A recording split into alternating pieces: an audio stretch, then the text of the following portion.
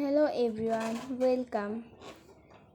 আজ সকাল সকাল আমি ঘুম থেকে উঠে জানালা খুলছিলাম। আজকের ভিউটা অনেক সুন্দর ছিল। সকালে নাস্তা খেয়ে নিলাম। নাস্তা খেয়ে রেডি হয়ে কোচিংয়ে চলে গেলাম, কারণ আজকে স্কুল অফ ছিল। দেন কোচিং শেষ করে আমার ফ্রেন্ডের সাথে আমি বাদরামি করছিলাম অ্যান্ড অনেক মজা করছিলাম। আমরা ডিসাইড করলাম আমরা রেস্টুরেন্টে যাব। সে বলল সে নাকি আমাকে ট্রিট দিবে।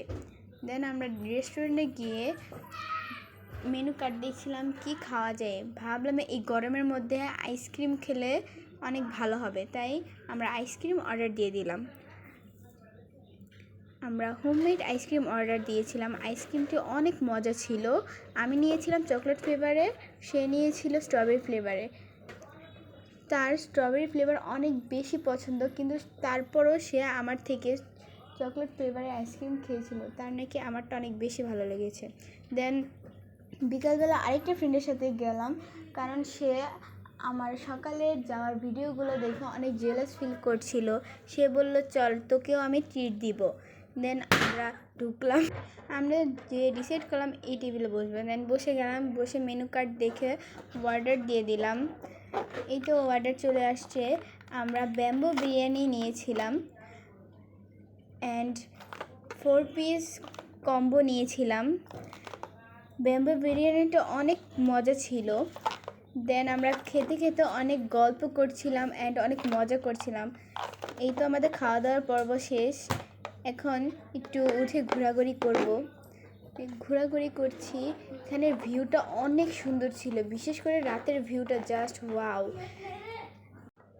আমরা কোল্ড কফি খেতে খেতে ভিউটা এনজয় করছিলাম। এখানে ঝর্ণার পানিটা এত জোস ছিল, প্লাস নিচে মাছ ছিল, দেখতে অনেক বেশি সুন্দর লাগছিল। দেন আমরা বের হয়ে গেলাম। এই তো ভিউটা অনেক সুন্দর ছিল, সব লাইটিং দেখতে অনেক চমৎকার লাগছিল। আজকের আকাশটাও অনেক সুন্দর, সন্ধ্যার আকাশ, আবার মেঘলা মেঘলা ছিল। তারপর বাসায় গিয়ে কিছুক্ষণ মজা করলাম। মজা করার পর ভাবলাম আমরা আবার কফি খাবো। দেন কফি বানানো স্টার্ট করলাম। কফি বানাতে বানাতে আমরা অনেক মজা করছিলাম। কফিটা এত মজা ছিল বলার বাহিরে। এই তো আমি কফি গ্লাসটা সাজাচ্ছি। এই গরমের মধ্যে কোল্ড কফি ছাড়া আর কি খাওয়া যায়, হট কফি খেলে অবস্থা খারাপ। দেন কফিটা শেষ করলাম খেয়ে। এত মজা ছিল, আমি আবার বানিয়ে খাওয়া স্টার্ট করলাম। এরকম করতে করতে অনেক রাত হয়ে গিয়েছিল। দেন আমাদের পাশের ফ্ল্যাটে একটা পিচ্ছি আসলো।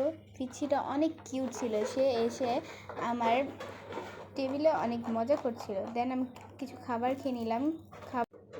আমার ভিজে যাওয়া বই খাতাগুলো শুকাচ্ছিলাম,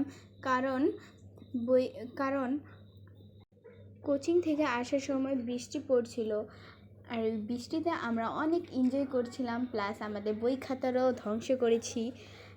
তারপর আমরা এখানে বাসায় এসে দেখি ব্লগটা শেষ হয়ে গিয়েছে। Good bye everyone, plus good night.